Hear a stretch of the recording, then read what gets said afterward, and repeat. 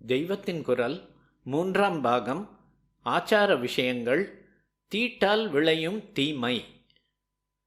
தீட்டும் மடியும் கண்ணுக்கு தெரியவில்லை என்பதால் சூப்பர்ஸ்டிஷன் என்கிறார்கள்.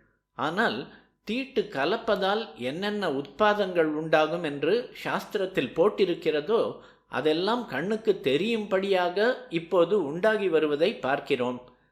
தனி மனிதனின் வியாதி வக்கை, மகா க்ஷேத்திரங்களிலும் விபத்து, நேச்சுரல் கெலாமிட்டிஸ், இயற்கையின் சீற்றம் என்கிற வெள்ளம், வறட்சி, பூகம்பம் எல்லாமே மடித்தப்பான காரியங்கள் அதிகமான பின் விருத்தியாகி கொண்டிருப்பதை பிரத்யக்ஷமாக பார்க்கிறோம். அப்படியும் அந்த எஃபெக்டுக்கு, விளைவுக்கு இந்த காரணம் என்று ஒப்புக்கொள்ள மாட்டோம் என்றால் இதுதான் எனக்கு பெரிய சூப்பர்ஸ்டிஷனாக தெரிகிறது.